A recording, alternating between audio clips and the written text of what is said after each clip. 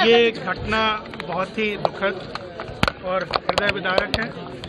इसमें शासन और प्रशासन की पूरी संवेदनाएं जो मृतक हैं उनके परिजन के साथ हैं। हम लोग यहाँ पर माननीय मुख्यमंत्री जी ने निर्देशित किया और वो हर पल पल की खबर को मॉनिटर कर रहे हैं। यहाँ पे हमारी पहली प्राथमिकता है कि जो लोग घायल हैं उनको सही और अच्छी तरह से उपचार मिल सके और जो मृतक हैं उनका पोस्टमार्टम और उसके बाद जो भी व्यवस्था करनी है वो करने के बाद उनके परिजनों को सौंपते हुए उनके घर तक पहुंचाया जाए। ऑफिशियली कितनी? और अभी जो हम लोगों के पास सूचना एकत्रित हुई है वो लगभग 116 लोग हैं जिनकी मृत्यु हुई है।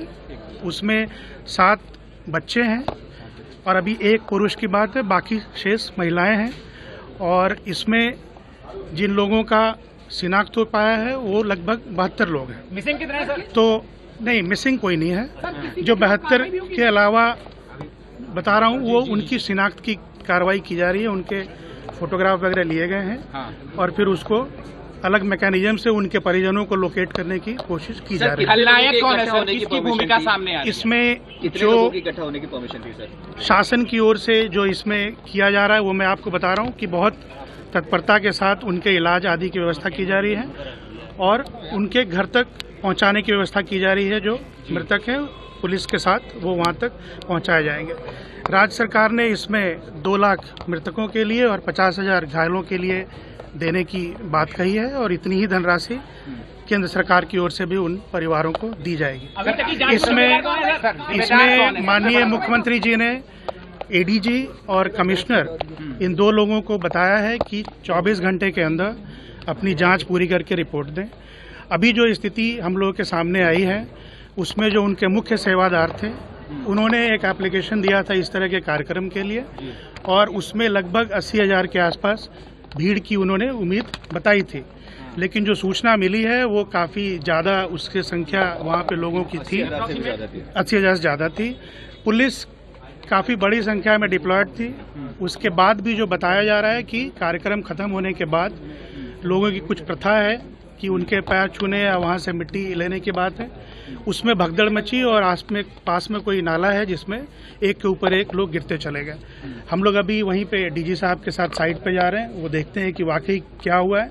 लेकिन ये मैं आपको आश्वस्त करना चाहूँगा कि बहुत सख्त कार्रवाई होगी जो लोग इसमें दोषी हैं और इसके साथ ही इसकी व्यवस्था भी की जाएगी कि इस तरह की घटना की कभी पुनरावृत्ति न हो। सर, क्या आयोजक संपर्क में है इस वक्त?